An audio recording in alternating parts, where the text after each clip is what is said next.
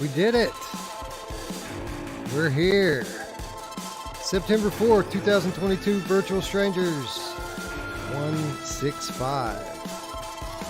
I, of course, am your host, Wes. With me, as always, is my good friend, Ruuts. We did it, brother. We're here. We're here. We did it.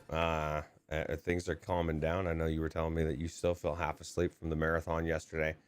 And, that's what happens when you're doing stuff like that you normally don't do. And then also when you're working overnights. I guess you've been off for a while, man. I don't even know if you can say you work overnights anymore. You're kind of in limbo for a little bit, right? Working on emails, working on DMs, working on playing VR. No, I think I'm going to go back to work in 1 week. Oh. So my time is quickly coming to an end. My foot, they finally put me on some medication, and the swelling is finally starting to subside. Yeah, it's just 6 weeks. Just wait 6 weeks and then give me the medication to unswell my foot. As everybody's telling me, it shouldn't be doing that, bro. Like, fuck, man, it's doing it. It's not normal. It's not normal, is it? No, I was starting to get scared that maybe I was just like permanently fucked, like never going to be able to be normal again. But it's not completely better, but it is as close as it's been in 2 months. So I'm optimistic that we'll be well enough to get the all clear from the doctor this week. So.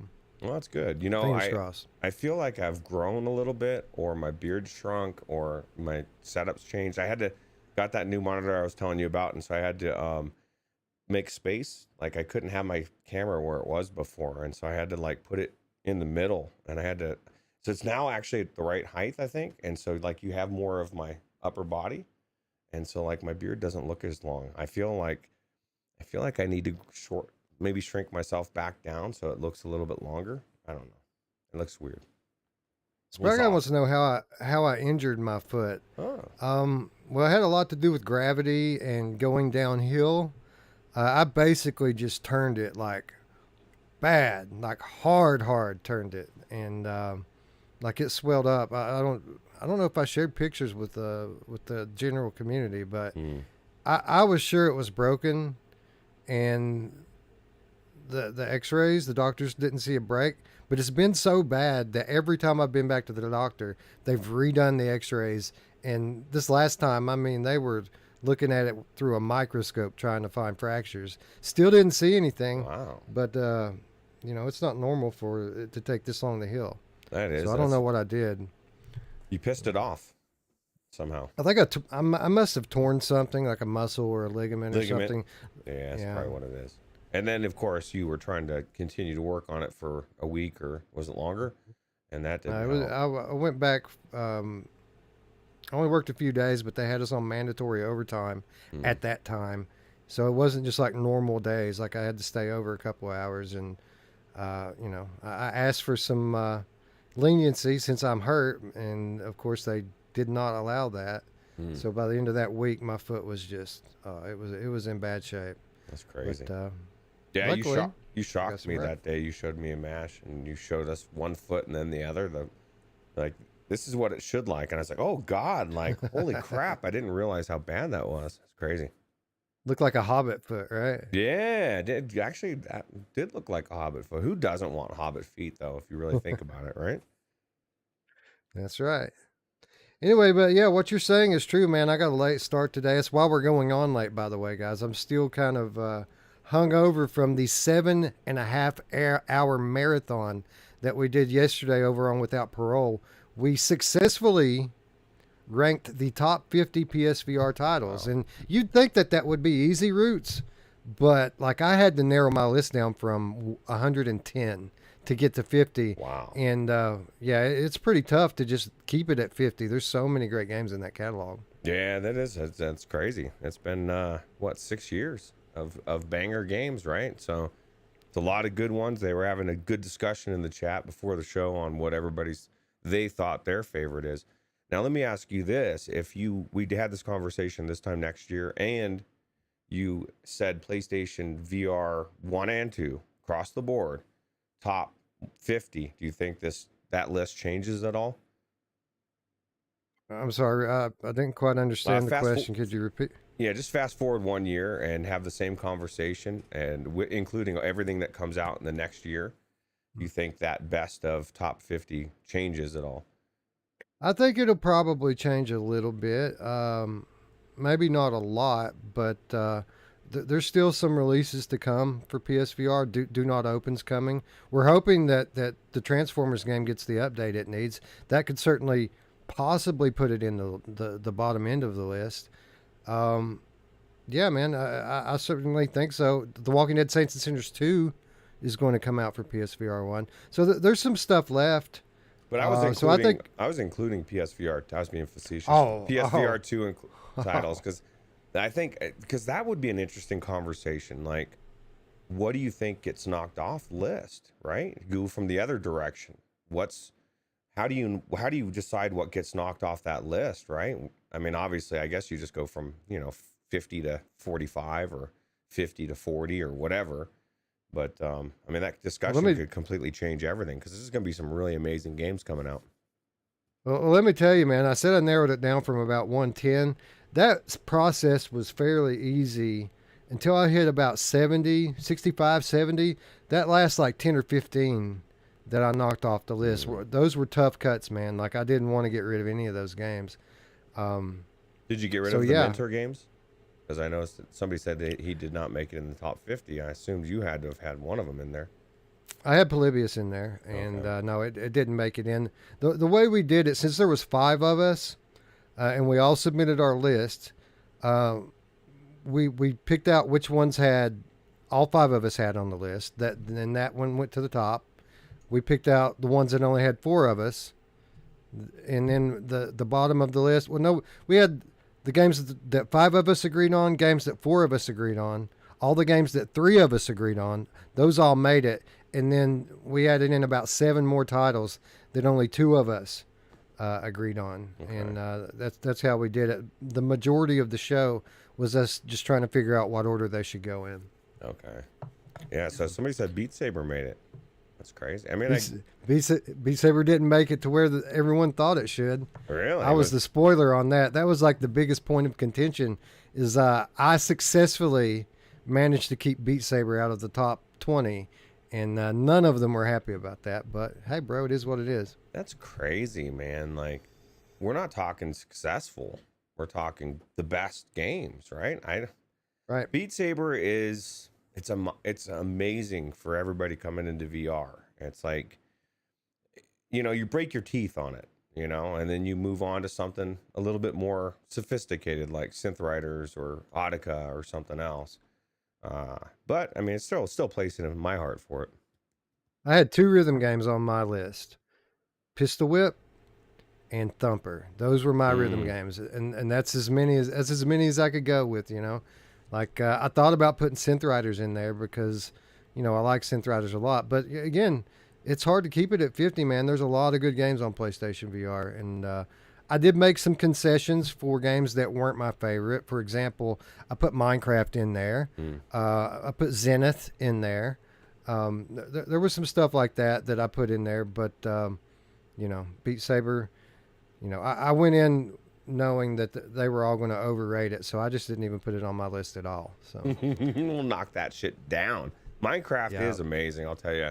That was the very first game I went into VR on PC VR, and I think there's still something weird with the mod or the app to go in there, but I need to go back in there because that was really cool. I really did enjoy Minecraft. You know what, man? What surprised me about the whole thing though was I had to really fight to get Farpoint and Rush of Blood where I thought they deserved to be on the list. Farpoint was my number 3. Rush of Blood, I think, was my number 5. And, I got them into the top 10, but they really started pushing back once we got across 10. So we got them both in. I think maybe like Farpoint was around number 8 or 9, and then Rush of Blood was 1 or 2 above that. So I considered that a win. We got Farpoint and Rush of Blood on there. We got Here They Lie in there in the top 30, which I considered a big win. And and again, we kept Beat Saber out of the top 20, so that was pretty cool too. Yeah, well, it's a good thing you were on the panel. You were the voice of reason. It was cool, man. It was cool to have some different opinions, you know, other than just AJ and Brian. Of course, Miles was on there with us, and then Aceville, who was a guy that kind of fills in for us sometimes when one of us can't make it.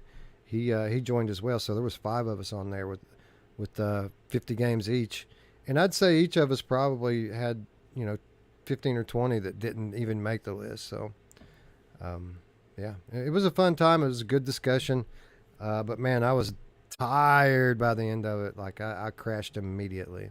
Oh, I bet, man. Imagine if there were 7 of you instead of 5. Because this is the thing, each person, right? A 50-person or game list. That's a lot of 5 people. That's a lot to go through. You know what else surprised me? Guess what got the number one overall best PSVR game? Astrobot? No. Yes, Astrobot. You nailed it. Like everyone was trying to kind of go back and forth and decide. When I say everyone, I mean the community, me, everyone kind of debating on whether it should be Resident Evil 7 or The Walking Dead Saints and Sinners. And at the end of the day, it turned out to be neither one of those. It was Astrobot because 3 out of the 5 of us had an Astrobot up there. And then even with it having majority like that, we still managed to put it to the chat. There was over 200 people in the chat. We put it up for a vote, and they overwhelmingly won in the chat. And at that point, I mean, what can you say? It's obviously the best, right? Yeah, absolutely. Well, I'll tell you what, platformers have a special place in my heart and always will, especially that one. So I guess what I've played since I was 10 years old. Actually, probably earlier. So. Corporate Zombie said, kept smiling though, Wes. Bro, you're not lying. I smiled the whole time. I couldn't help it. I was having a great time. But literally by the time 4 o'clock in the afternoon rolled around, my face started to hurt because I've just been smiling for so many hours. Yeah, too much. But it was a good time. It was fun, man. I highly suggest anyone who hasn't checked it out yet to go check it out. It's linked on our Discord there. And it's an interesting conversation, especially after we get the 50 games and start to actually order them. That's when it gets good. Diz says Astrobot is the only VR game that's literally perfect. Can you imagine how good this sequel that we know is coming is going to be like? So excited. It's going to be great. They managed to take the old DualShock 4 controller and do innovative things with it, like a regular game controller that, the form factor that we've had for many years, and do innovative new things with it in VR. They made that controller feel like a VR controller, which is no easy task. So, yeah, deserving number 1 for sure. Absolutely. Anyway, we got lots of cool stuff to talk about today, so I think we should probably go ahead and start greeting our friends in chat. Bluebell's here, as is Chinatown D. Good to see you. Hussein X. Diz the Game Cat. Tatum's here, as always. Good to see you, Tatum. Mepper. Eevee Man versus Gas. Space Dennison, what's up? Corporate Zombie, what's up? Eric's in the chat. Good to see you, Eric. Hope you get home safely, bro. Eric coming home tomorrow, is that right? I don't know. I think so. It's about time, Eric. You need to come home. You doing, bro? It's time. Yeah. Home misses you, man. Yeah. Don't you know you're home? Come home. Go to your home. Go to your home. Yeah. Wolveraza, what's up? Decepticon. Oh, yee. What's up, Decepticon? Daniel Kaz is here. Says AJ didn't have Minecraft on his list. Yeah, I know, man. I get it, though. Everybody has to pick and choose theirs. They all had Rec Room, and I didn't, right? Because for me, it's like, all right, I got to get some social multiplayer in here because those games are popular. And for me, it was Minecraft and Zenith, but it could have just as easily been Rec Room instead of Minecraft. They're all really good. Ryan Brandon says no. Against is not on PlayStation VR. Actually, it definitely would have been in there if it were. Mickey Barrios, hello friend Bluebell, good to see you. Decepticon says 1 through 5 Firewall. Firewall was 8, and this was my last biggest win. Roots was despite all of them having it ranked otherwise. I managed to get Farpoint above Firewall, where I think it deserves. So I think it was like Farpoint was 7 and then Firewall was 8, but all of them had Firewall over Farpoint. Firewall would not be good without the controller that Farpoint was created for Farpoint, right? I mean, that's something like that, man. My whole thing is that Firewall does one thing really, really well. It's great. It's the best competitive multiplayer shooter in all of VR, in my opinion. I love Firewall, but Farpoint does so much more than that. It has a story campaign, has the challenge mode, has the co-op, and it has competitive multiplayer. There's so much going on there. It's just a better game, a little bit better. Yeah. Who else is here? Radio's here. He says, I am here. Well, I guess we had a couple of donations. Hopefully I haven't lost them yet. Wormsworth? Yep, and Wormsworth. Wormsworth is $1.99 with a horse head emoji. What's up, Wormsworth? And yeah, Guido had came in super early with a $10 super chat saying that he's at work. And thank you, both of you. And if anyone else donated, I didn't see it. I'm sorry. I don't think so. Actually, this thing I can see the whole thing almost on. Hasn't barely scrolled up yet. So there's just those two. You know, I saw a hell of a deal on a monitor when I went to Walmart the other day, and I thought about you because I remember you said that you were going to get one. It was like it was 32-inch curved widescreen, 4K, and it was a name brand like Samsung or something like that. And they had it clearanced out for like $148 or something like that. Yeah, it was really nice. I wish I had a use for something like that, but you know, obviously I don't. Yeah, I got the just a Samsung G5, but I just wanted something vertical, right? Something that just give me more space. So. Let's see here. Onakazi's with us. Hello, Onakazi. Stingray X. Hey. Hussein X. Good to see you. Ion the Icon is here. Alex VR said, someone tell Mash to get off his phone at dinner. Bro, you got no manners, bro. Well, you know, his wife's probably Facebook and his daughter's, you know, already eaten. She's running around doing something else anyway. So it looks like Brian just came in. Oh, what's up, Brian? Good to see you. It's good to see you're alive, that you survived. Yeah. I'm dragging ass, bro. That's why we're going on at 7 p.m. and I'm still dragging ass from yesterday. But yeah, thanks for stopping by. Looper's here. Okay, I'm just starting to read people's conversations instead of saying hello to people. What's up? What's up, Looper? Good to see you. Who else? Scroll back up here. Salem Maru is here. Hello. Rob Perry is here. Good to see you. I think we already said hello to Daniel Kaz. Man, I don't know. I'm getting lost in the names now. You do what I do when I'm at the end of my stream when I'm on Twitch and I'm like starting to try to read the names, and I just say, and everybody else, I love you all. Thanks for coming. Or actually, in that respect, I'm out of here.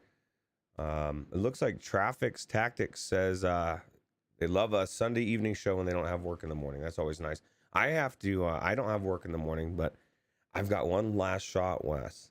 I overslept this morning because I've been 2 nights in a row. I got like 4 hours sleep. My alarm didn't go off. I woke up like 15 minutes after the hot air balloons took off, about 20 minutes from my house, and I was like, it's done. I missed it, man.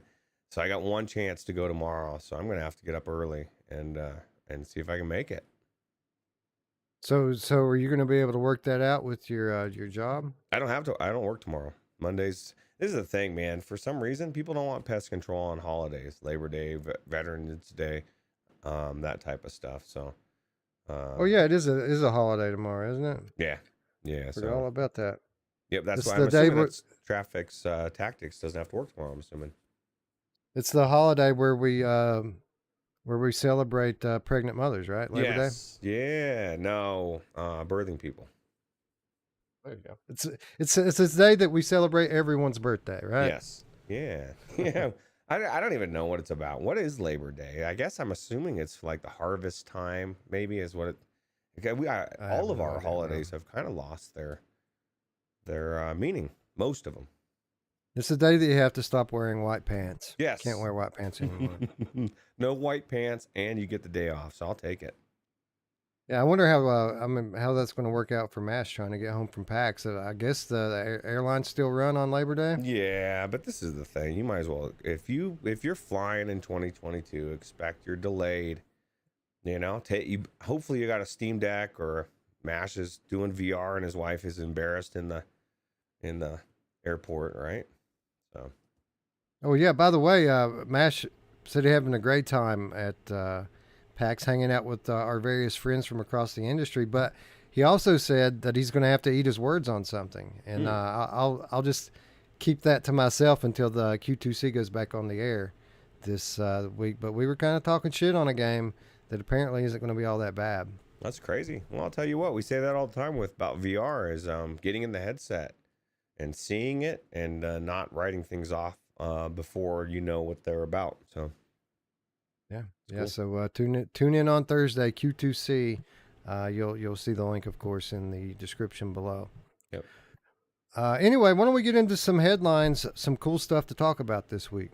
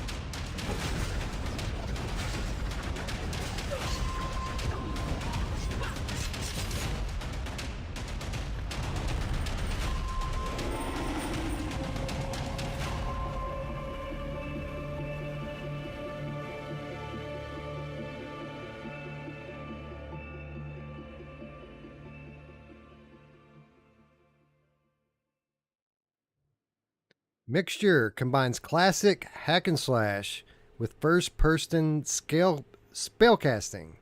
Coming to Quest 2 and PSVR 2. This is from Scott Hayden at Road to VR.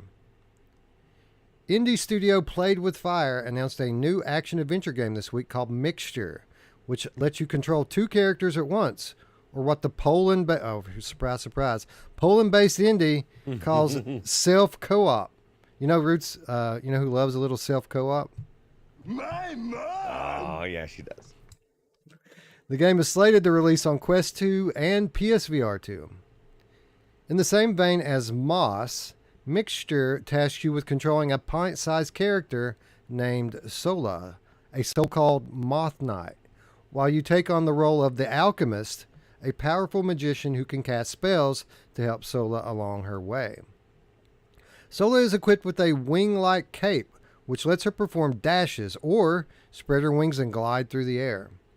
Serving up some pretty classic hack-and-slash action, Sola's main weapon is the Scythe, which is used for slashing and stabbing combos, but also lets her climb vertically on coarse surfaces and sharply change directions mid-air.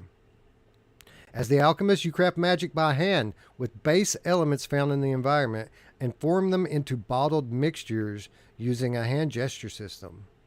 The game promises a range of effects, including offensive, tactical, and problem-solving spells. Played with Fire says Mixture is aiming to create a Metroidvania-style progression system played out in 5 unique biomes. It says will be full of challenges, combat, and secrets, culminating in epic confrontations with giant bosses. Known for adventure game Stargaze, the studio says in an Oculus blog post that with Mixture it wants to combine, quote, the fast reflexes of hands in VR action and the manual crafting and casting of alchemy with our love of classic Metroidvanias and stylish action games, which makes use of fully visible avatar to underline the hero's amazing and cinematic combat abilities. The amount of fun, real-time interplay between two characters presented from two joined points of view is something unique to VR and something we wanted to explore, said Played with Fire CEO and lead programmer Bart. We'll call him Bart S, okay? There's no release date on the books yet. However, the studio says we can expect it to see on Quest 2 and PSVR 2. All right, Ruuts. So here we have yet another entry into this kind of miniature third-person catalog that's starting to become a little bit more popular in VR. Only a very unique take on it, as you, as the first-person character in the game, actually have more of a hands-on role, so to speak, in directly in the world and in the gameplay. I think this looks really cool, and it's an awesome-looking concept. Yeah, I think the gameplay looks really cool too. I mean, it reminds me of like a lot of Dead Cells and games like that I love to play flat. There's a reason people love them. It's because the gameplay is amazing, right? And this looks like even without all the extra stuff that they're adding in with your actual person, your hands that you're doing, just the character model, the things he's doing, or she, I don't know. I don't want to presume. It looks like They. Yeah. They. Yeah. But it looks fun. It looks like a really good fun game, and that was the biggest thing I took away from it. So yeah, I agree. I think it looks like it could be fun even without the first person stuff. Like if it were just a straight up like Moss style game, which, to be fair, Moss does allow you some interaction with the world, especially book 2. right. But this looks like a whole new level in that regard. But the gameplay itself looks very different from Moss. This looks like more of an action-oriented game, where Moss is kind of a puzzle adventure. This looks like a hack and slash platformer, man. Like there's basic classic button mashing hack and slash. But the character itself is like this moth person, which I don't know if you paid attention to like the flying sequences, but it looks really cool. The character has like moth wings on it, and the face looks a lot like a moth's face. Really creative art design, and I just think it's a good idea. Hopefully, it's as good as it could be. Yeah, absolutely. Well, I have no doubt that a game like this will be amazing if it's done right. Just because the games that are like this that are flat are amazing. All that VR does is immerse you more and become more amazing. The gameplay just gets multiplied, right? As far as how cool it is. So I think it'd be cool. Hopefully. Mickey Barrios is trying to speculate on what we were talking about, Mash eating his words on. He said it could be titty nipple. It could be. You never know. Anyway, Tatum says, I like hack and slash, but it looks a little low res. Like the res looks fine on it. It looks kind of low detail. You can tell that this is a game in development for Quest, and obviously this is very early footage. I would hope, Ruuts, and not that it looks bad. I mean, it looks fine. But they did say this game is coming to PSVR 2. Hopefully there will be a lot more detail in the environment, at least on that version of the game. Yeah, absolutely. Well, here's to hoping, right? Yeah, and Onakazi makes a good point. It says more of a Ven vibe than Moss. I think that's a good point because, on multiple levels. Obviously, there's the platforming, and you get your hands involved. That's something that you do at time to time. From time to time, while you're in Ven, you do have your hands, and you take part in various boss fights when the platforming sequences are over. So, good point, Onakazi, and. Yeah, man, I wonder what's going on with Monologic. Like, Ven was such a great game, and I know they're working on something else, but it's been a while since we've heard from them. Yeah, it's true. But if they started, like, say they started right when Ven first got released, which I'm sure that's not the case. I'm sure they started on something new partway through. But, if it's going to be good, it's going to take a couple years, right? So we might not hear anything for another year, maybe. Yeah, they're definitely working on something. I talked to them about it. A while back, but it's probably been, I don't know, 3-4 months since I heard anything from them. So interesting. I'll have to check in with them this week, see what's going on.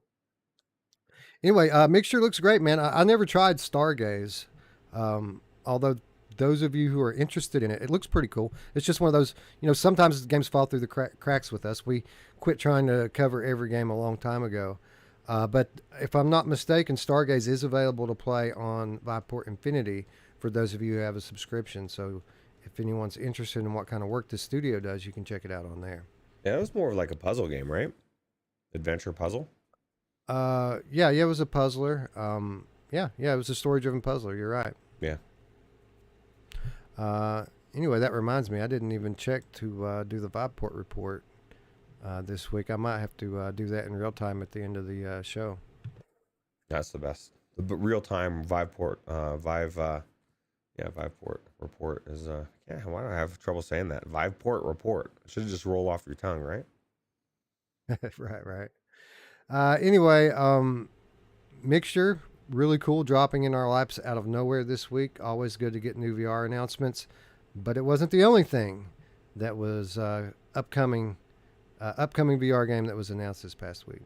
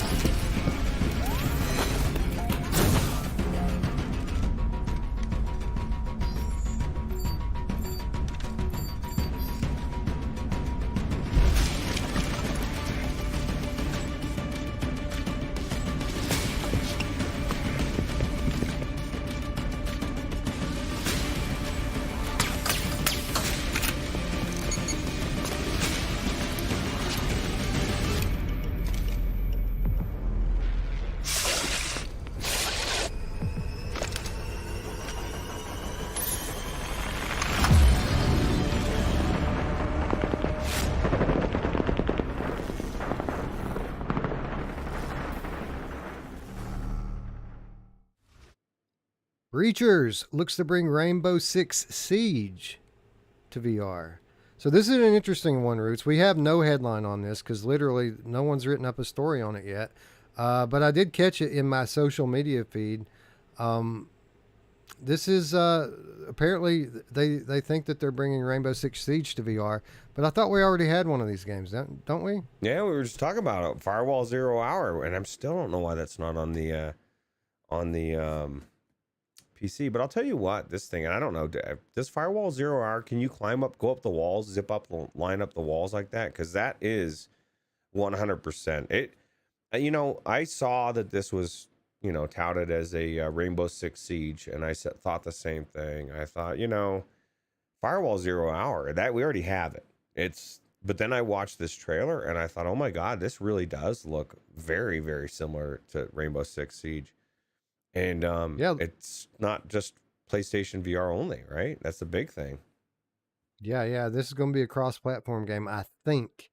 We don't know. Again, the details are sparse on it. What we do know is that it's 5v5 tactical first-person shooter from the developers of Hyperdash. So this is coming from a team with some experience making VR shooters, and for what it's worth, that's a fairly popular one. Yeah, it's really good. Well, I'll tell you what, like I said, there's a reason why this game is popular. It's actually really good.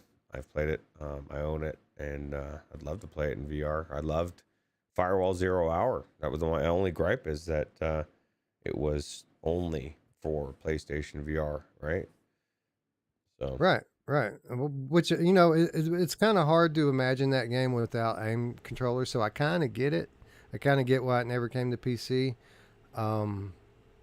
But who knows? We all know First Contact is working on something for the next generation. Maybe that will eventually trickle out to other platforms. We know PlayStation PC is going to be a thing. There's evidence for that everywhere. So maybe one day we'll be able to play some kind of a tactical first-person shooter from First Contact on PC. But who cares? I'm going to have a PSVR 2 anyway, so If it never comes, it never comes. I'm just fine playing it on the best, what I'm sure will be the best platform. Well, some of the other news we're going to talk, actually the next story we're going to be talking about in a little bit, and other IPs that I'm sure are coming. This is the thing. Rainbow Six Siege, I believe, will come to VR. The actual Very one. possible. They're very possible, right? And that goes for a lot of different games as more and more people come in, and it's it's a crazy time. Super exciting. Yes, and it's no secret that competitive first person shooters typically aren't my thing, and I've never played Rainbow Six Siege. But what I can tell you is that Firewall by far has been my favorite that I've ever played, and so for that reason, I think maybe a game like Breachers here might be more suited for me. I like slow, deliberate gameplay. Um, that you have to think about. It's not just running when you see somebody shoot them down. Like that gets boring for me. But stuff like this, I think might actually work a little bit better for a player like me.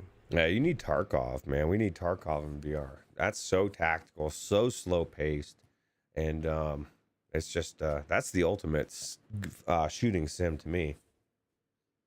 Yeah, man, that game seems like a lifestyle. It seems like a commitment to play a game like that. It is, and this is the thing. Somebody was telling me about a game that came out that was free, that was like Tarkov, and they were trying to. I think it was D was trying to say no, D and Mash and stuff, and I was telling them like, why would I? I've already the thing, everything that draws you in, like it's free, so you don't have to pay for it. Well, I already own Tarkov, and everything that you have to learn to play Tarkov, I've already learned it. So that game's not for me. That's for somebody else that doesn't own it and doesn't already want to invest the time. But yeah, I'd love to see it in VR. Well, it's very possible. There was a news article that came out this week. Actually, it's on the cutting room floor for those of you who are patrons or interested in it. A couple of higher ups at Sony did a talk at a conference this past week, and some of the new information that came out from this talk about PSVR 2 was that it was kind of developed around the idea of making ports easier. Not only ports from other VR platforms onto PlayStation, but ports from flat into VR. They basically integrated the VR support into the PlayStation 5 software development kit. So there's not two separate kind of pieces of software that devs need to create games on both. So like if you're a dev for PS5, you already have what you need to develop for PSVR 2. And it's even down to the point, there's so many tools the article talks about, but there's stuff in there like that they have AI simulated eye tracking info that devs can use so that they don't actually have to have the headset during the early stages of development. They could get started using eye tracking without a headset. Stuff like that. They're basically they've streamlined the process so that any flat developer that wants to do a VR version of their game, it's going to be much, much easier this generation. Well, that makes me happy to hear that, and that should make you, Wolvie, you should, everything that you've been worried about, that sounds like the most forethought thing about VR that any company's done so far, and they're making it easier to port these games over. Clearly they've got an investment. They're invested in VR, right? You wouldn't do that if you were just like gonna half-ass it. I don't think. I agree, and I don't think that they would sit on their laurels just because Meta has had some success. Because we all know that even though there's going to be a little overlap in the user bases, I think the Quest demographic is a very different demographic than the PlayStation 5 demographic. Sony is selling to hardcore gamers, while Meta's just selling to everyone. You don't have to even be a gamer to get a lot of use out of your Quest 2. Sony's trying to win gamers over, and gamers have very specific tastes and habits. So I think they're going to do everything that they can to bring those people into the VR fold, and what that means is big budget titles in VR. So yeah, I think that they're very aware of this, and I think we're going to see a big shift over the next few years when it comes to VR gaming specifically. Yep. Anyway, specifically with regard to this Breachers title, man, again, we don't know much about it. All I know is that this game seems like my type of thing when it comes to competitive multiplayer. It comes from experienced developers, and I'm very much looking forward to learning more. Yeah, me too.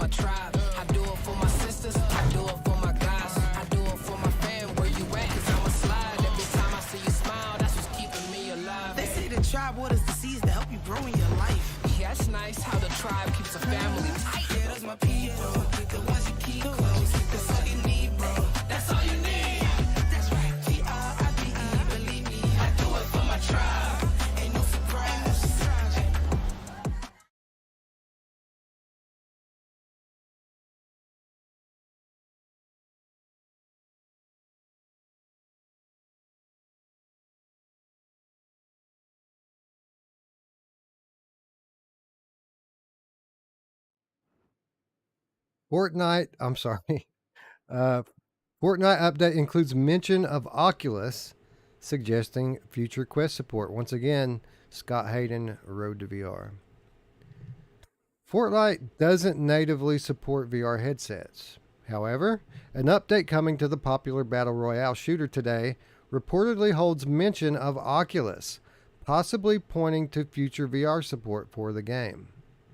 Update 21.5, the game's fifth and final update to Season 3, is rolling out, and it seems data miner and itinerant Fortnite leaker Hypex has gotten a look under the hood, maintaining that Epic has added, quote, stuff related to Oculus.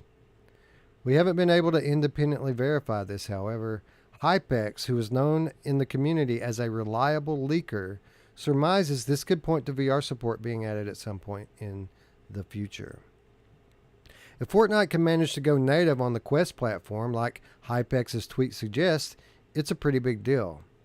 Fortnite on Quest 2 would not only stand a chance at eclipsing its largest VR supported competitors, Roblox and Minecraft, but also offer up competition to multiplayer VR experiences and games like Meta's Horizon platform, Rec Room VR Chat, and Population 1.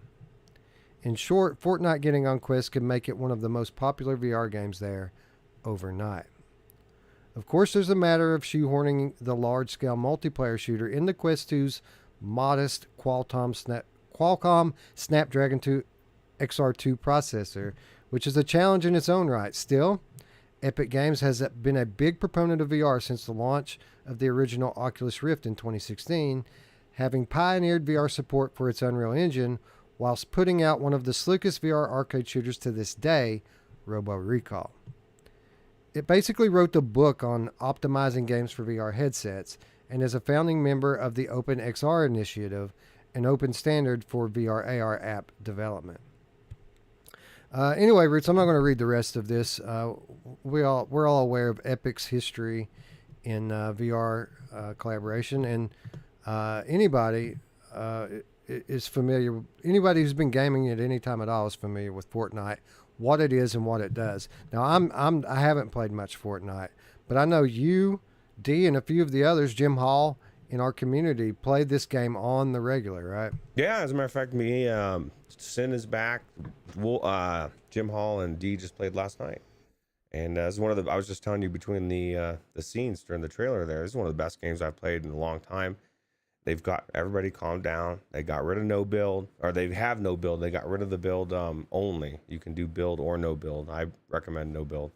So it's more of a shooter, but there's so much that's cool about it. It's constantly changing. The mechanics are amazing. They're fun. Wolvie says, if Fortnite goes FPS for VR, then I'm very excited. If it goes to gamepad based control, then meh. I'll tell you what, get ready for meh, because it's not going first person. That's my prediction. That's actually not even my prediction. I would be shocked because they're bringing people in, and I've said this before, they're bringing people into VR. They want to bring these people that have played flat games their whole life. They're going to want to bring this Fortnite crew. The easiest way to port it over would be to keep the controls the same, keep it third person. Nothing changes. The only thing is just like Red Dead 2, you're in the fucking world, right? It's going to be amazing. It's going to be one more reason, or I guess example of how third person can and should work in VR. Everything doesn't need to be first person. We've got first person Fortnite. It's called Pop 1. People are going to still play that want to play first person Fortnite, and the rest are going to play. I am enjoying Fortnite so much that this news, I was like, oh my God, this is amazing. Because everything else I've played lately, Wreckfest, Fall Guys, I've been able to get into the headset. This is a competitive shooter. I'm not using Reshade with this. It'll ban me. So I think this is cool. This is really exciting. Yeah, man. When I look at that trailer we just watched, the Vibin trailer, which, by the way, you know who else is Vibin, Ruuts? My mom! It's always Vibin. When I look at that looks like the most concentrated dose of metaverse I've ever seen. Like all these people running around with these elaborate avatars. So many like social activities go on in Fortnite other than just the game that everyone's playing. This looks like the first metaverse. And I say that because it's been around for what? Probably close to a decade now. Fortnite's been around, right? Yeah, it's been around a long time. I know Jim Hall's been in it since the beginning. And they keep coming out with amazing skins, and it's actually got an elaborate story that's being told.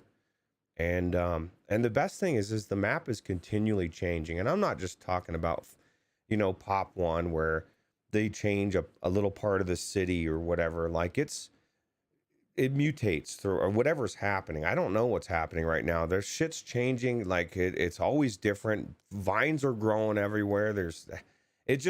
Every time I feel like I've got a grasp of what's going on in this game, they add different stuff and change it up. And so it just really, like, it was not too long ago, the first thing we would do is we'd go for the blimps and get the jetpack. So we would have a jetpack advantage in battle where you could like jetpack all over the place. It doesn't exist. They're gone now. Like, you know what I mean? So like your favorite place you went to just disappears because something else is there now. And so you find something else. It's just really cool. I really enjoy Fortnite. And I think this guy's exactly right. There's no reason to mention Oculus Quest, Quest 2 mobiles. Epic has been involved in VR. They know what they're doing. They're bringing Fortnite into it. This is going to be a huge thing that's going to bring people into VR. This is an amazing, big, huge game, right? And this is going to be huge for VR. Jim says it's 5 years old. It seems so much. It seems like it's been around a lot longer than that to me because my kids have been playing it forever. Yep. So that's kind of surprising to me. D just bought Venom, right? So like this cool Venom. I mean, the skins look sick, and so as cool as it is, it's going to be even. They look amazing on a flat screen. When you get in there and you're running around and you're getting killed by a really badass Venom or Spider-Man or Doctor Strange or whatever, it's people are going to love it. Are you at all surprised that the first peep of VR news that we're hearing about this is Oculus news? Because Sony's invested like $1 billion in Epic. They own a significant stake in the company. You would think that if Fortnite were coming to VR, the first place we'd see it at would be PlayStation VR. Yeah, that's what I would think. So I mean, this is the thing. We're only seeing what they found in there is for Quest for now. I mean, I'm sure that could be changing for the others. Who knows if there's been money exchanged? I don't know, but you would think so. Yeah, well, obviously they have a great relationship with Meta, going back to the launch of the original Rift, as this article makes a note of. By the way, side note, it's very likely that we do see some kind of a title from Epic on PSVR 2. How cool would it be if they were to remake Robo Recall with the new controllers and the advanced haptics in the controllers and the headset and the adaptive triggers and all the stuff, all the bells and whistles PSVR 2 is going to have, Robo Recall's still awesome today. It's a very visceral shooter. It would be great if we got a new version of it. I guess that's exactly what you're saying. I would rather have Robo Recall 2, a sequel. Yeah. An epic sequel, and then that way us PCVR people get another shot at something new, right? Robo Recall. Yes. I'll tell you what, it's going to be a lot better. I mean, even though the original was amazing, I think, we've had 6 years now to where they've probably learned things and the technology's better, right? So. Yeah, could you imagine grabbing one of those guys and the electricity, you can just feel it in your hands as you tear them apart? Yeah. You know what'd be cool is, and I don't know, maybe you can, but I guess Alex VR would be better. Do you think you'd be able to use your vest with Robo Recall? Yeah, this is a question that I've actually had for some time now. How is that going to work with PS5? Is it possible that Sony would license something like that, or grant a license to a third party like that? Because I don't think Sony's going to do their own haptics vest.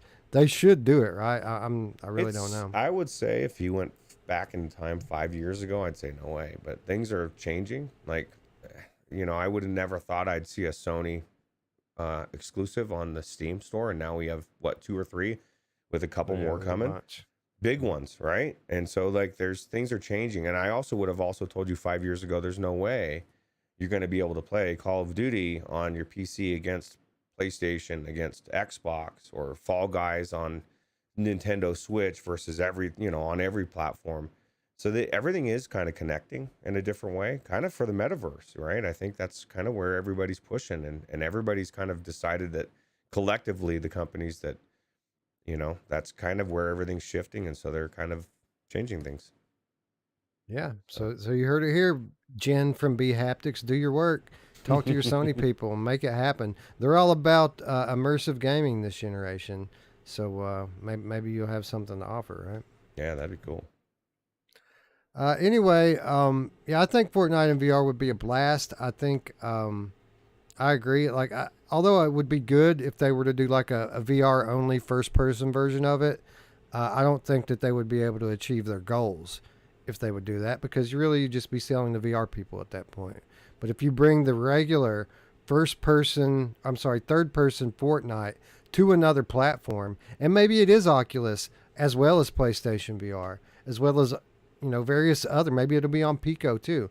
I think that it's good for Fortnite. I think that it's good for VR, and I think everyone if it's like that, everyone would be able to play together, and I'm sure it would do very, very well. I think it's going to be on all those platforms, and I'll tell you why, because that's Epic's MO. Like Fall Guys, their free game, they've put it on everything. Even though I guess that was kind of already out, but it was on Steam only, right? Same thing with Fortnite. Fortnite's on everything. So I don't think that they would. I think they're going to hit every VR headset. That would be my guess. So can you play Fortnite on like cell phones and stuff? Like, is there a mobile version of it? I don't. Jim Hall would know better. I don't think there is, but it sounds like from this article there might be, unless they're considering mobile, the same thing as the Quest 2 and all those. Yeah. So. Yeah. I can tell you some of these cell phone games are elaborate these days. These phones are powerful, brother. And you don't even need like a super expensive one anymore. Like, I bought a Galaxy last month. It's a low end Samsung Galaxy, but it's a nicer phone than I've ever had. And I paid like $50 for it. It was nothing.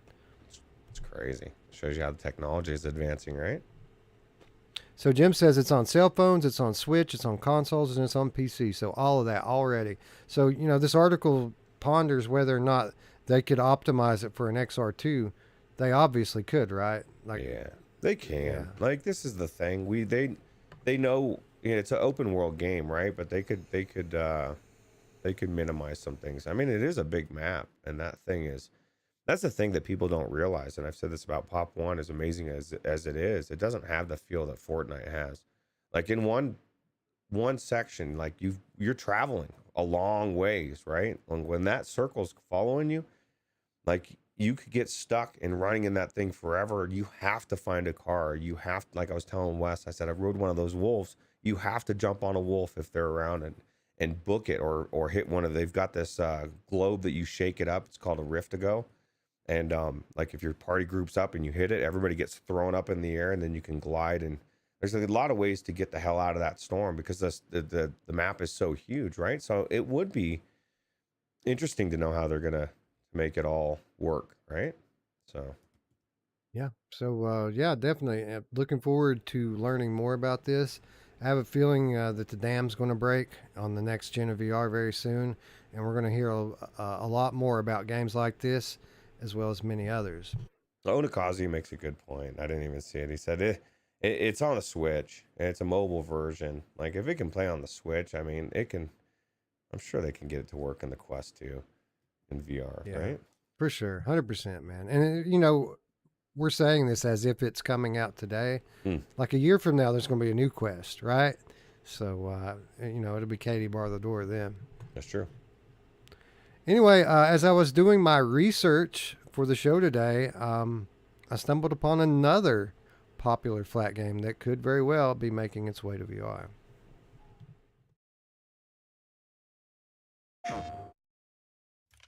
When I first found you, you were nothing. You were small, pathetic. But now, you are more. Are you ready?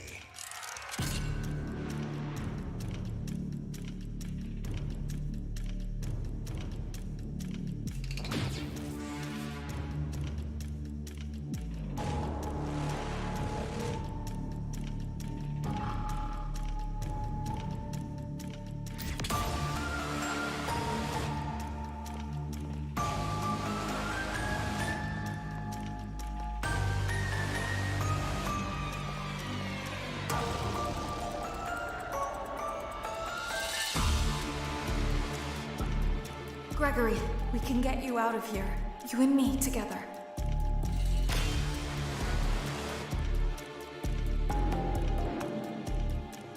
They won't stop hunting you. None of them will stop hunting you.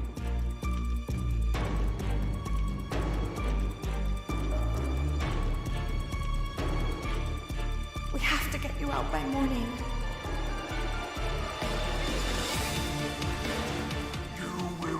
As I say, you will bring me what I want, and if you fail me, then you will, both of you, burn!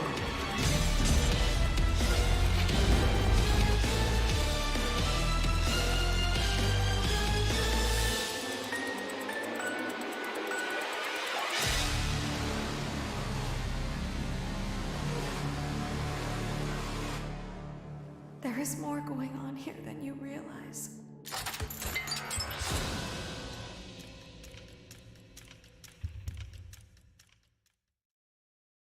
PlayStation. So, Roots, I'm doing research for today's show, right? And I'm trying to find anything I can find on that Breachers game we just talked about a few minutes ago. And I can find nothing. But you know what turns up in my search results? Five Nights at Freddy's Security Breach VR may be in development. Listings hint. This is from Martin Patino at Screen Rant, and this is like a couple months ago. This article came out actually. A VR version of Five Nights at Freddy's Security Breach may be in the works, according to new job listings from developer Steelwool Studios. The 10th installment in the series, Security Breach is the sequel of 2019's VR title, Five Nights at Freddy's Help Wanted. While reviews of the game have been mixed, mainly due to technical issues, Five Nights at Freddy's Security Breach improves on the original in a number of ways and is currently the biggest game in the franchise. Ever since Security Breach was launched in December of 2021, for PlayStation 4, PlayStation 5, and PC, Steelwool Studios has been working on releasing regular updates for the game to fix bugs, introduce adjustments and optimizations, and bring back content that was cut from the game. Steelwool Studios has also recently announced that it's working on bringing the game to Xbox One, although a release date has yet to be announced. Along with the game's release on Xbox One, the studio is also releasing a free Security Breach DLC sometime next year. Security Breach developer Stillwell Studios recently published 2 job postings on its official website, one for a senior game designer and another for a character technical director. What's interesting with both job listings is that both mention Stillwell Studios is looking for candidates with VR game design or development experience on platforms such as Oculus, HTC, and PlayStation VR. However, the listings don't specifically mention Five Nights at Freddy's Security Breach, so it's possible the candidate would be working on a new or different title. On the other hand, since the studio's first crack at the franchise, Five Nights at Freddy's Help Wanted, was a VR title, it would make sense for Stillwell Studios to turn Security Breach into a VR game as well. It's possible the studio's working on a Security Breach sequel, even though the game's true ending seemed to conclude the game's story. Nonetheless, the job listings do hint at the possibility that the studio is working on something VR related. Whether that's a VR version of Security Breach, a sequel, or a different game entirely remains to be seen. Fans of the series will just have to wait for an official announcement from the studio to truly find out. So, Ruuts, when I was doing the top 50 yesterday, one thing that really surprised me, one thing that consistently surprises me, is how highly regarded Five Nights at Freddy's Help Wanted is in that community, among others. Like, they were talking about this game like it's one of the scariest games in VR. Wow. Well, I'll tell you what, your kids feel the same way, right? Or at least your son. Didn't he really like this game, but he was scared of it? Well, here's the thing. Like, I don't know how scary they think it is, but he's been a fan of Five Nights at Freddy's for years, well before Help Wanted was ever a thing. So when it came to VR, it was just kind of a no-brainer for them. I've never played the game. I've watched other people play it. I feel like I have a pretty firm grasp on what it is, and I just never tried it because it didn't really look for me. It looked like more of a gimmick than anything, minigame collection. But, when I'm on the stream yesterday, Brian's talking about just how scary it is. AJ's talking about it being so scary. So I'm wondering if I'm missing out on something here. I think it's the tension, man.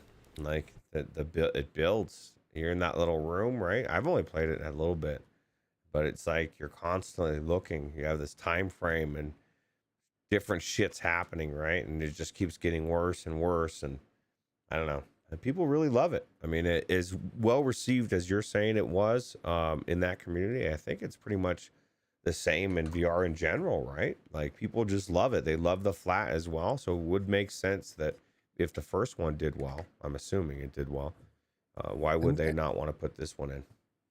And, I mean, this is a direct sequel to a VR-only title, right? So, like, why wouldn't it be VR? This is the flat version may just actually be like the beta version of the eventual VR version that they've planned all along.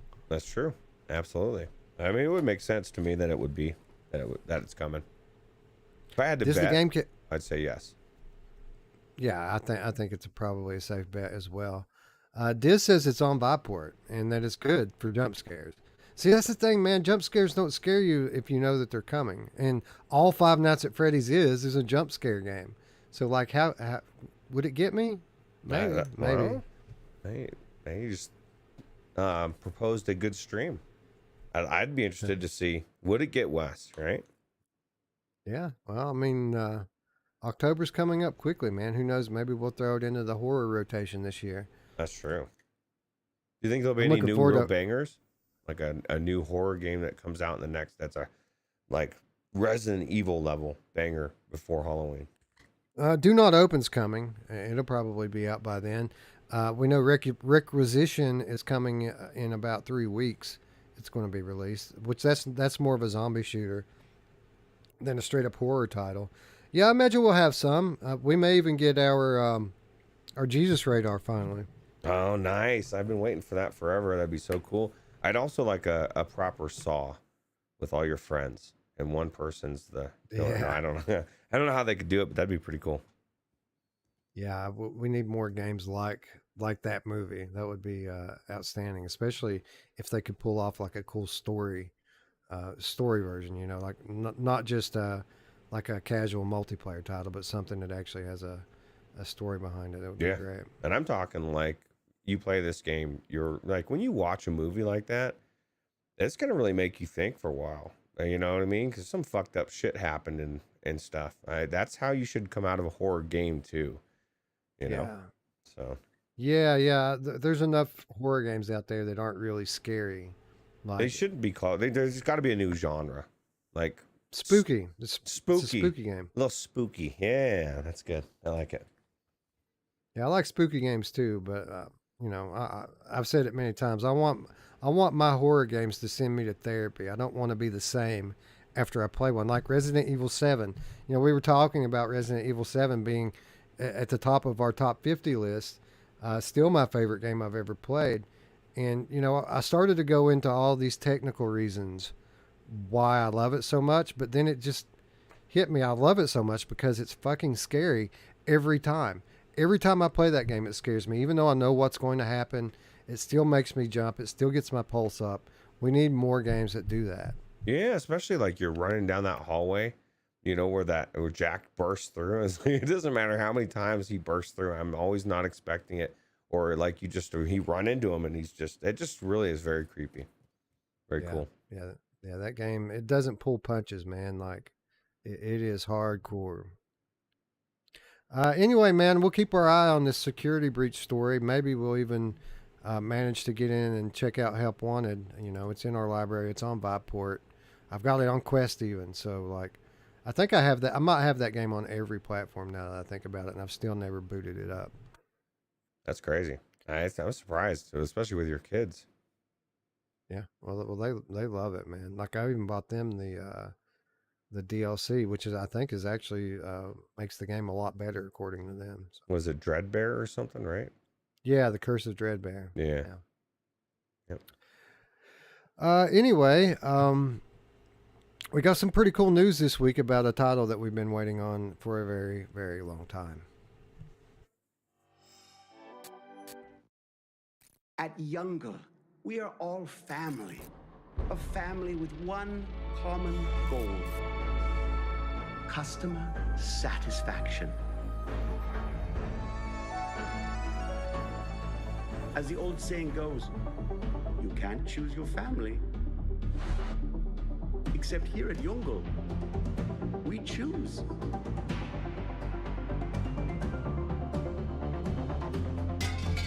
Be the horse that wins the race. Be the kitten that gets the milk. Be the sperm that gets the egg. Don't let you down.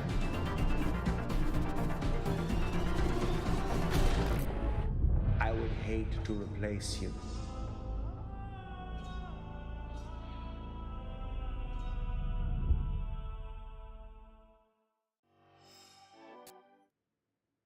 Narrative adventure PSVR game The Last Worker is coming to Steam in October. This from Arthans VR. A first-person PC narrative adventure, The Last Worker, is coming to Steam platform with optional support for VR.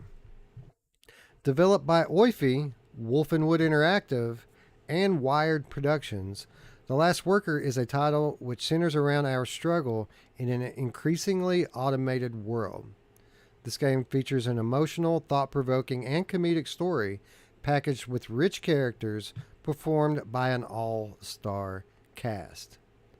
The game will be launching onto Steam, Epic Games Store, and GOG on October 19th before hitting other platforms. Players will also be able to enjoy the game with a Valve Index, HTC Vive, or an Oculus Rift VR headset when it launches. So this is a game we've covered a few times in the past. It's been seemingly in development forever. It's a heavily narrative-driven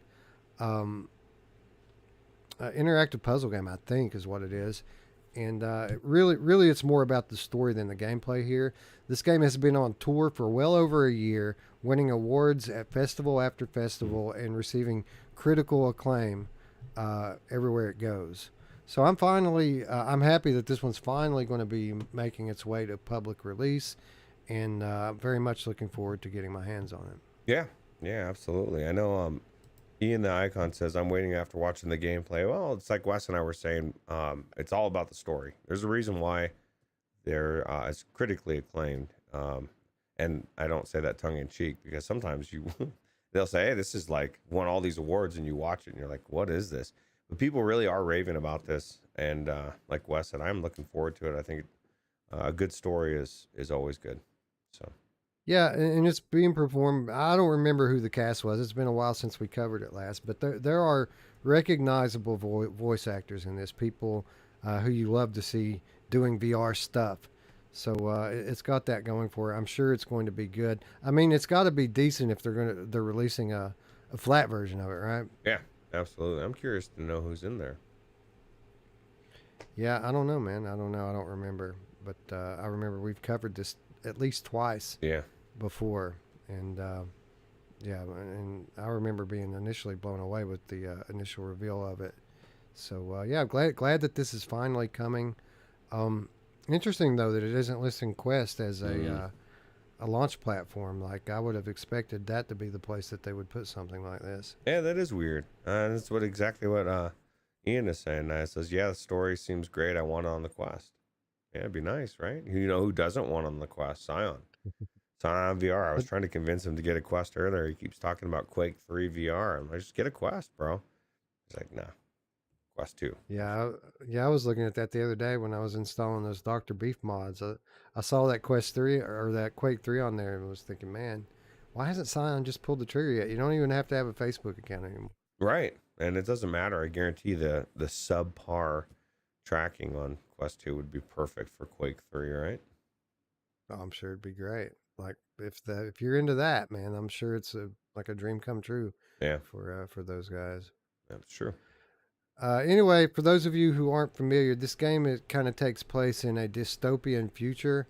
I think you play a worker at what is obviously a future Amazon facility, and that's mostly automated with robots at that point. And then as you move on, a nefarious plot is revealed, and then you have to deal with that. So it's got a cool story arc. We always love these games that kind of have socio and political implications built right into the story. These titles that kind of grapple with the issues that we're dealing with today regarding privacy and so on and so forth. The collective, versus individualism, nationalism versus you get the point. These narrative titles like this, timely, right? It's a good time for this game to be coming out. I'll say that. Yeah, absolutely. That was one of the things and that's what makes a good game good is you see something like that kind of thinks further in the future of where outside of where we could even see where this Amazon nightmare is going, and we created it, Wes. It's crazy. Yeah. But it's convenient, man. I ordered a part for my lawnmower 2 days ago, and it got here yesterday, man. It's true. Yeah, that's right. You get the next day. It's cheap. Yeah, man. Love it. I mean, it was made in China, but I mean, that's a different story. Yeah. Soon that's probably all we'll be able to get us Amazon stuff, but it'll be hopefully cheap still. It'll be great. It'll be cheap and convenient and delivered to your door quickly. That's true, by drone. I can't wait. Anyway, we're quickly coming to an end of the headline segment, although I did squeeze one more in that I thought was particularly interesting.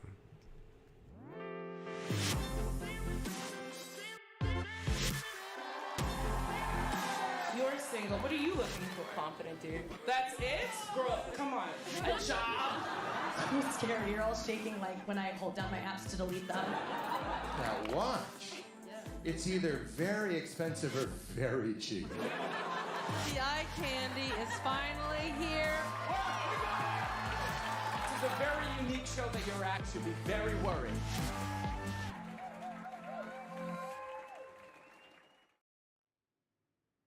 The Just for Laughs comedy series is heading to VR. This was from Kyle Melnick at VR Scout.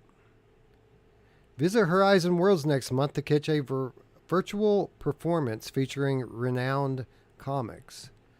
Founded in 1983, Just for Laughs is a popular comedy festival held every year in Montreal and Quebec that brings together well-known comics from around the world for a celebration of all things hilarious. This year, event organizers have partnered with Meta to bring the long-running event to life in VR on MetaQuest 2 headsets. Next month, users can sign into Meta's social VR metaverse, Horizon Worlds, to catch the premiere of Surrounded, an unscripted comedy event from the festival that has audience members participating in the actual show. The virtual event will feature a number of recognizable acts, including Nicole Byer, Nikki Glazer, Pete Holmes, Fortune Feimster, Moshe Kasher, Natasha Leggero, and Moses Storm. In addition to the unscripted show, Meta will also host an airing of the festival's Discovery Showcase, New Faces, which has introduced the world to megastars such as Kevin Hart, Amy Schumer, Kumail Nanjiani, and Joe Coy. The 5-part series will air weekly on Horizon Worlds, beginning with October 4th, and will feature over 50 rising stars. So this is so cool, Roots. This is probably the most well-known comedy show in the world.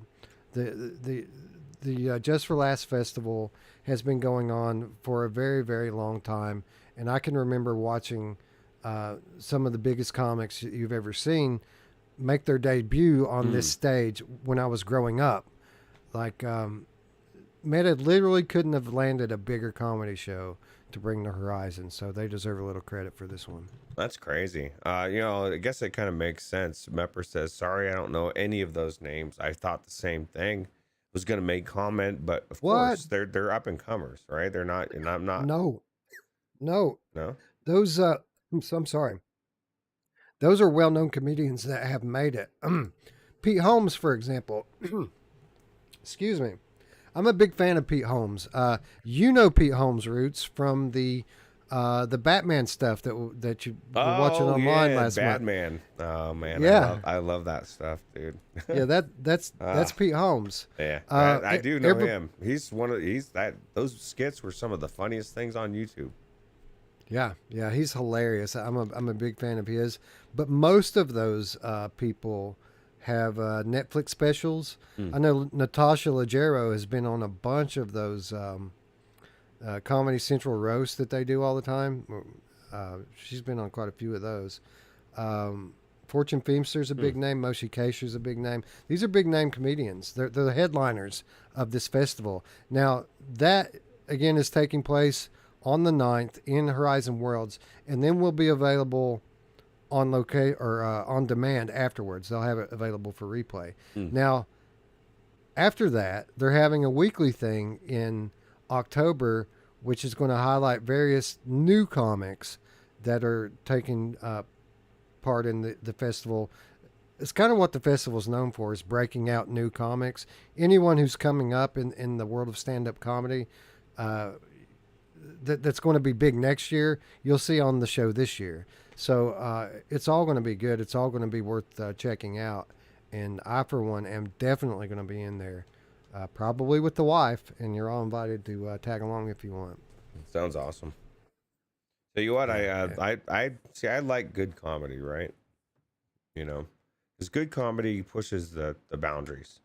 You know, and it sometimes is uncomfortable, but.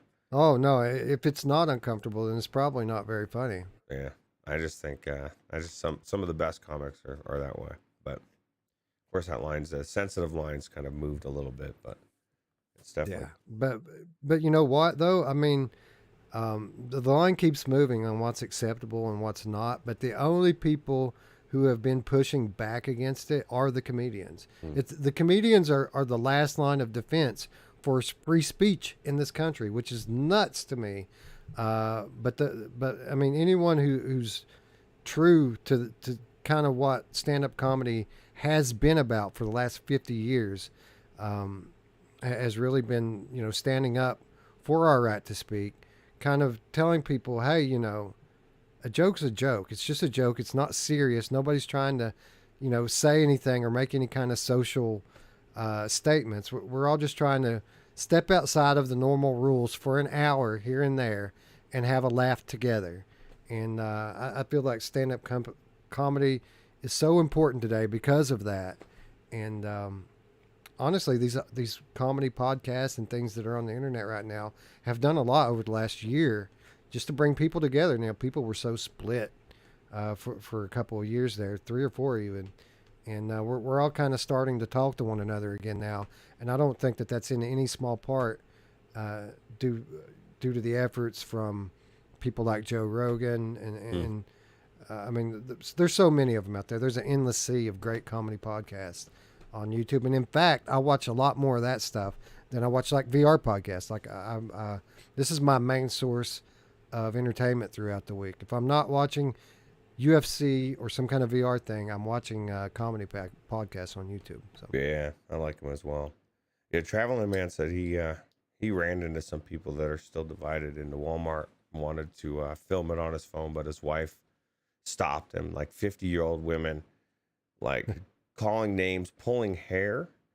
Like I said, he would have gone viral. I said, oh my God, like damn, dude, like I'd never see that kind of stuff, Wes. But world star. That's right. Yeah, crazy. Anyway, Decepticon, Chinatown D both say Joe Coy is funny. They're fans of Joe Coy. Wolf Rousey says Pete Holmes is pretty funny. He does the Batman. He also he was a writer for Conan O'Brien for a few years. He had a talk show after that, and then had a skit show which was fucking hilarious.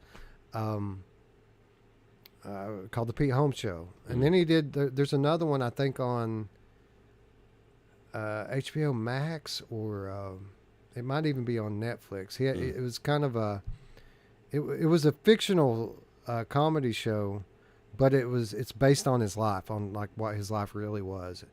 And man, I forget the name of what that was. It was so good though. You know, Pete Holmes, he was brought up very religious. Went to school to be a youth pastor, and then his wife ended up cheating on him and became a stand-up comic. And it's a really interesting story. Shifted his life. Yeah, it's a funny story, and it's a hilarious show. I wish I could remember offhand what the name of it was. Give me a second and I'll tell you, because you all should check it out. That sounds funny to me. I know that, like Wolvie said, the Batman series on YouTube are some of the funniest things I've watched. And you know, I don't know that there's too many people doing stuff like that out there, or maybe there are. I just don't know. It's called Crashing is the name of the show. It only had one season because obviously it's based on a true story. There, so it only goes so far, right? Right. But I think it's on HBO, so it's an HBO series. It's probably on HBO Max. But it is fucking hilarious, and there's cameos from popular comedians all through the entire thing. Like I know Artie Lang's in a couple of episodes. I can't remember. There's tons of them. I think maybe I don't know. I don't want to get too bogged down on that. Check out Crashing, and be sure to if you haven't registered your Horizon profile yet, you might want to go ahead and do it. Because if I'm home and available, I'll be going in and checking out that show live in 5 days. So if you haven't done it, I question what's going on. Do you not want followers? Isn't that kind of weird? The whole followers, and I was like, why do I have followers? And why am I following people? But I guess. Why is it okay, Roots? If you have followers in real life, you call the police. Stalkers, right? Yeah, you're like, stop following me, bro. That's funny. Yeah. Well, anyway, there's a whole slew, for those of you who haven't done your Meta profile yet. There's a whole slew of privacy options on there, and you can set it so that you have to approve followers if you want to, or you can make it so that anyone can follow you. There's no more friends anymore. Everyone's just your follower or not your follower. I'm your follower, Roots. Oh, I'm your follower too. I appreciate that. So if we're both following, who's leading? I don't know. I've got 78 people that are following me, and I'm following them. I feel like we're all walking in circles, probably. Nobody's really leading, right? Oh, if you are walking in circles, I bet you can guess who's in the middle of it. My mom! She's always in the middle. She loves it in the middle. True. Anyway, that's going to wrap up headlines. Let's take a look at this week's reminders. We got some stuff out this week, man. Actually, this first thing already out, but I thought we'd put a little bit of shine on it.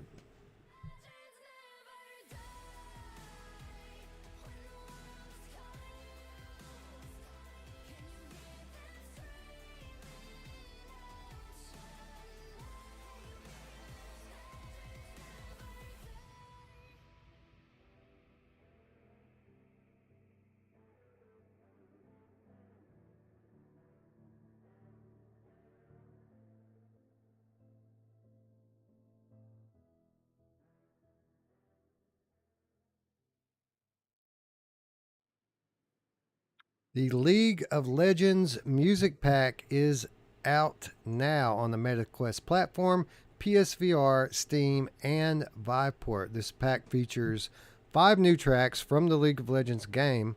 One of these tracks actually is a well-known Beat Saber track, Pop Stars. Yeah, 5 new tracks and 1 new experience. You can purchase them for $2 a piece or $8 for all of them. Man, Synth Riders is just the gift that keeps on giving. I mean, they already have the best soundtrack of any rhythm game in VR, and they just keep adding to it and adding to it and adding to it. They're on all platforms, although they don't have the multiplayer on PlayStation yet for whatever reason. They just hit their 4th anniversary roots just last month, and they're still killing it, man. That's crazy. It doesn't seem like it's been 4 years this game's been around, but I guess it's been crazy. This game is it's one of those games that, like all these rhythm games, okay, you get these things like Beat Saber or whatever it is, you get the new music and it's cool. It's got your favorite song and maybe it's got different tracks or whatever, but nothing's like this. Like, to me, it's worth spending the $8, right? Because you're going to get everything. You're going to get all these cool experiences. The experience is the best part to me. Just going through, it's like a light show. You're in the middle of a light show, getting to play the levels at the same time. And Dee was saying the other day she's never tried the Muse one. Can you believe that? She's played other ones. I'm like, dude, that's the best one. The Muse one was amazing. Yeah, it's the best. It really is. Yeah, man, I agree. The experience is the best part of Synth Riders for me. And, you know, the thing I always like about Synth Riders that really set it apart for me is the fact that you're on a rail, you're moving through levels, and the experiences really take advantage of that and really get super artistic with it. It's been a while since I've been into Synth Riders. By the way, our friends at Kluge keep sending us the keys for these DLC packs as they come out. So kudos to them. Oh, we got it. We're gonna check this out.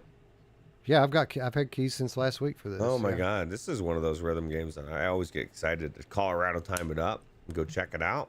And that last one, this is a little bit of not many people know this about me. Actually, I've mentioned on the show before. I used to play League of Legends. I've actually been thinking about playing again. My son and my daughter have been playing a lot of it. I love it. And so just getting to hear that music and seeing it mixed, I think it's cool. Yeah.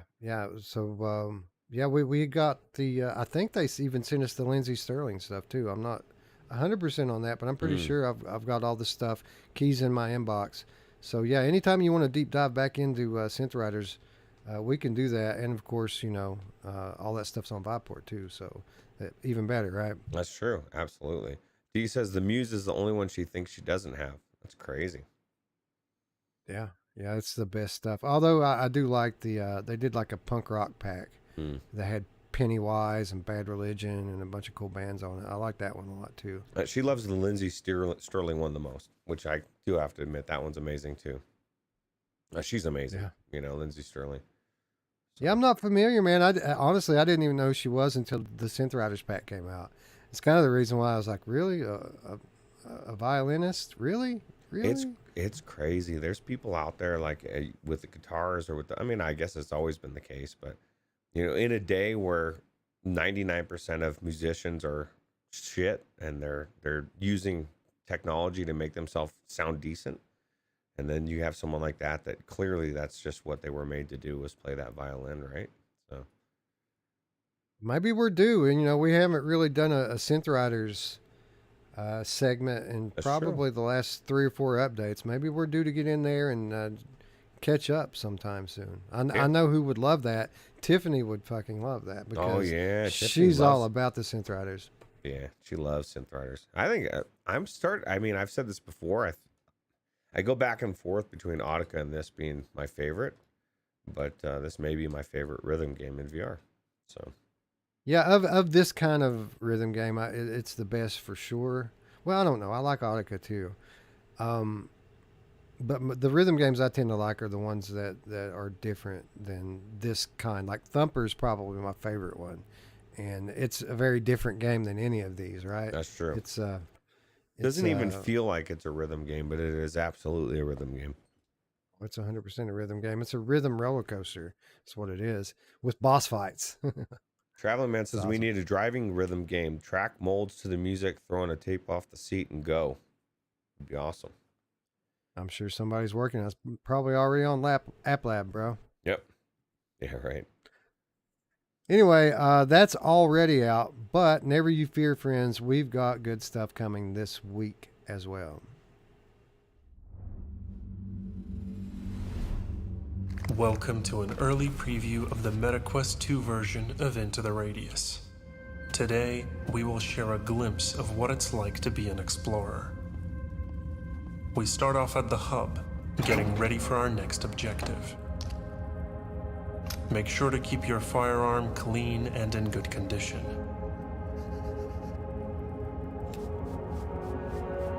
You can use the shop to buy various gear, ammo, guns, attachments, and more. There are different types of ammo, so prepare accordingly. And don't forget your food supplies. You'll need them. Off we go.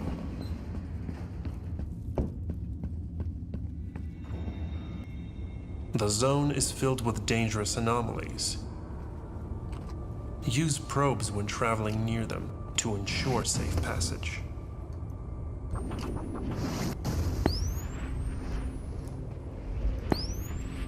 Your detector will help you locate unique artifacts scattered across the zone. Apart from anomalies, you will encounter a variety of enemies, blocking the path to your objective.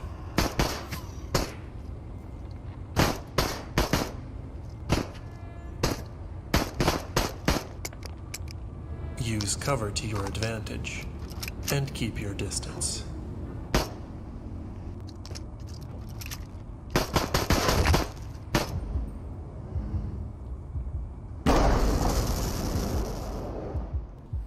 Scavenge for loot at every opportunity. You never know what you might find. Choose a quiet spot to recoup before continuing your journey.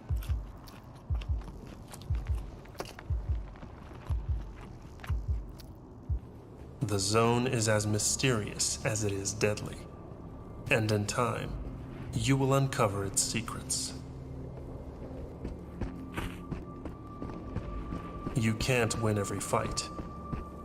Avoid unnecessary conflict. Completing the mission is paramount. Quests earn you money, which you can spend at the shop. But money isn't everything. At the end of the day, explorers enjoy a well-earned rest before their next venture into the Radius.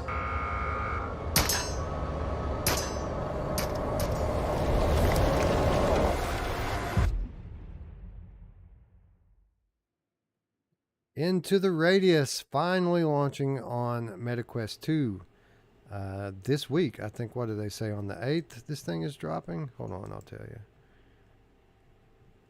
Yeah, September 8th, MetaQuest 2. So 4 days on this one.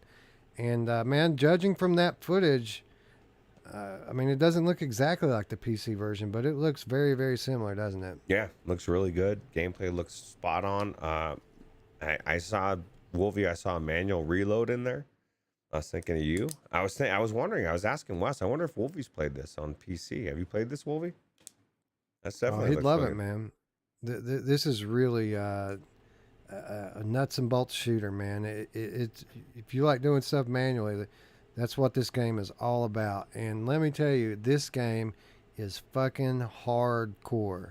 Like the tension level is at 100 in this thing, and yeah, man, this is a survival. This is survival at its best. This is a type of survival game I enjoy playing, and it's absolutely great. I'm so happy that it's coming to Quest, just because I want an excuse to go back in and play some more of it. So yeah, man, this is a great game, and those of you who only have Quest to play on are in for a treat this week. Yeah, it's crazy, man. Like, this is a legit stalker game, right?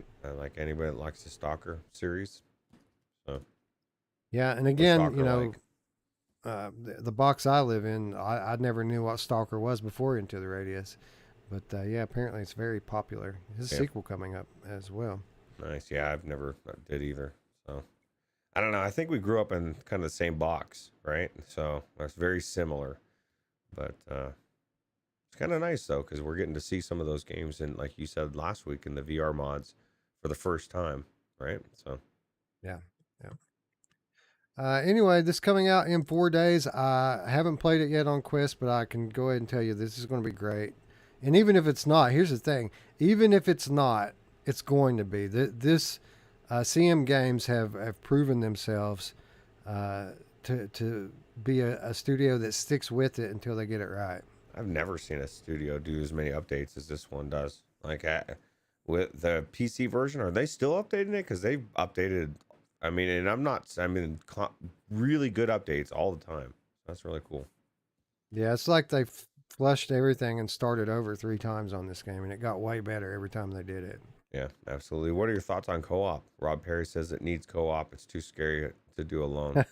I definitely think it would be nice. I don't know if it's coming. No, this is a survival game, right?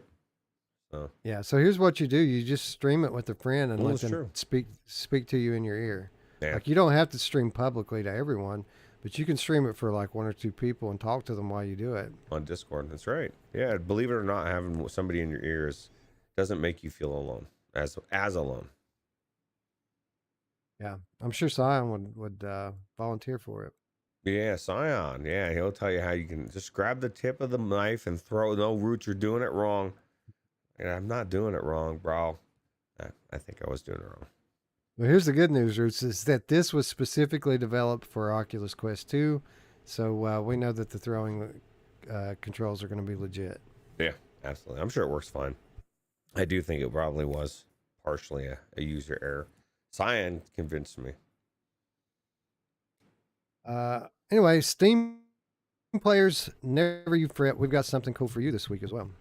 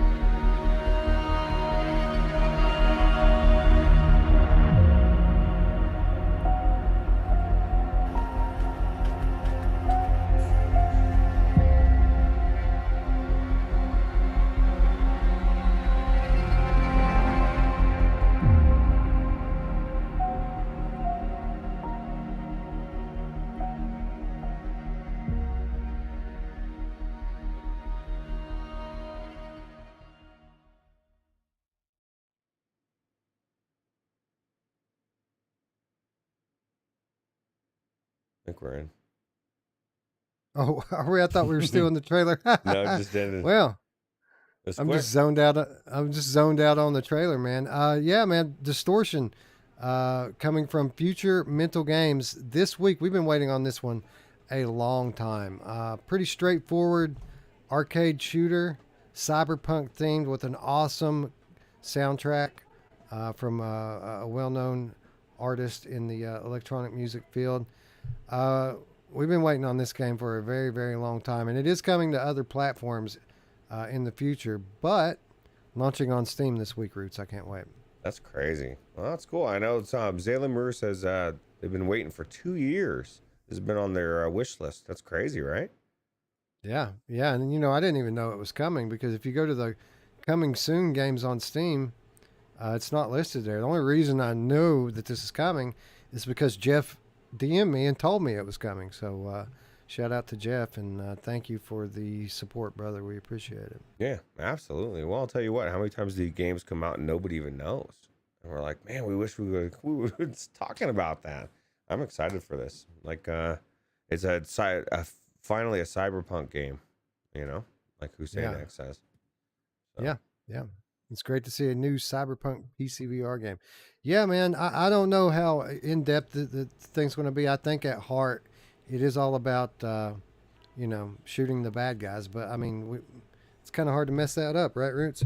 Yeah, that's true. Although Wolvie would say, no, it's not hard, Wes. It's really easy to mess that up. Wolvie's going to hate it if you can't put the clips in the gun, right? That's right. They better make sure they do that right. I'll be very upset. Anyway, awesome vibes oozing out of this one all day long. Very much looking forward to playing it, which I'm sure we'll be doing any time now.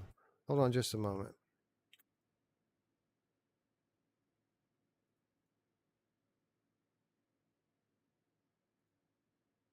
People forget that I'm on the air around here, and they just come knocking on the door trying to sell me Girl Scout cookies and shit. Well, did you buy any? No, just kidding. No, man. I don't not right now. I'll tell you what, you just solidified them, never buying them again. No. What's crazy is that's exactly how it works, right? They just have actually been pretty good for a while, right? Yeah. Nobody interrupts, usually. Usually. They're pretty good about it. I need to get one of those on-air signs, though, for the door so I can just flip it, Like a big red light.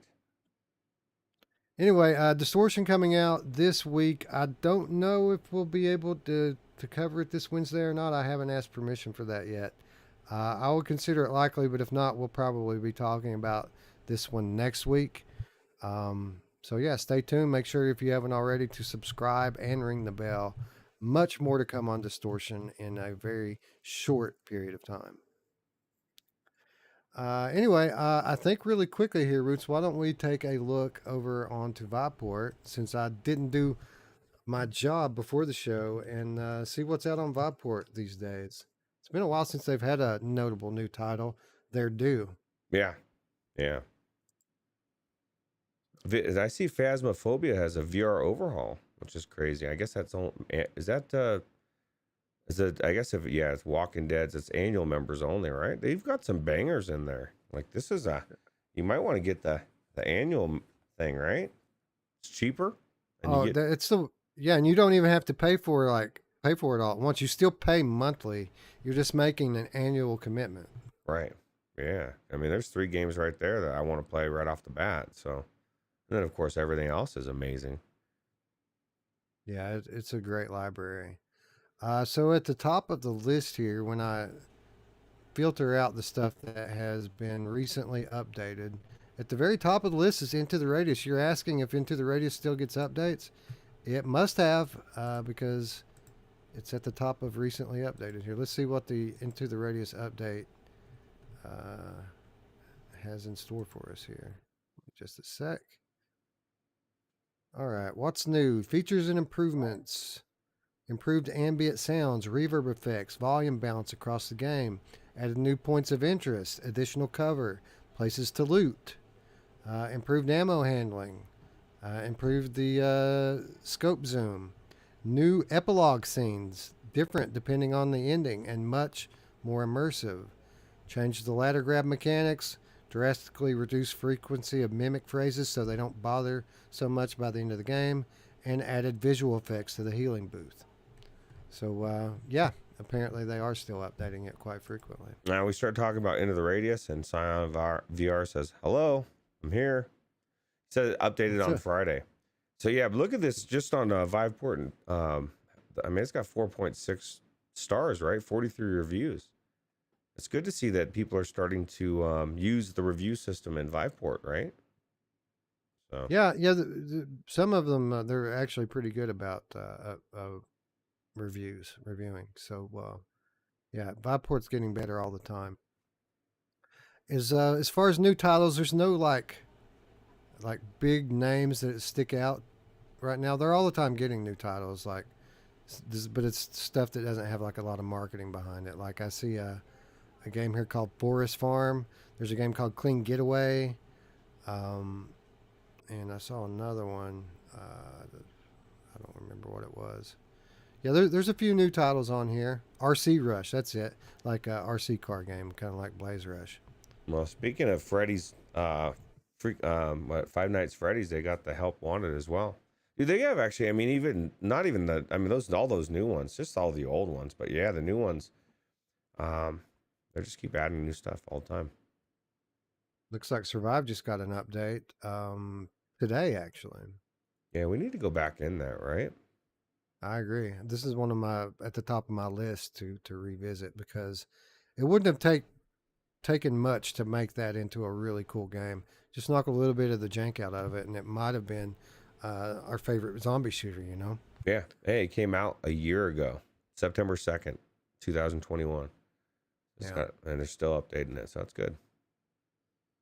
Yeah, man. So we'll put that one on the short list and get back into it very, very soon.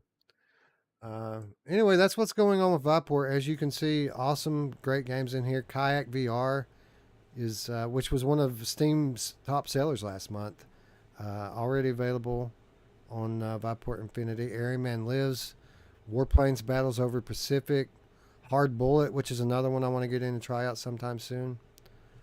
Looks like Ultra Wings 2 was just updated. So, yeah, lots of good stuff in Infinity, as always. Yeah, Vertigo Remastered. I'd recommend playing that one for sure. Yeah, I need to finish that one. I never completed it. Yeah, me either.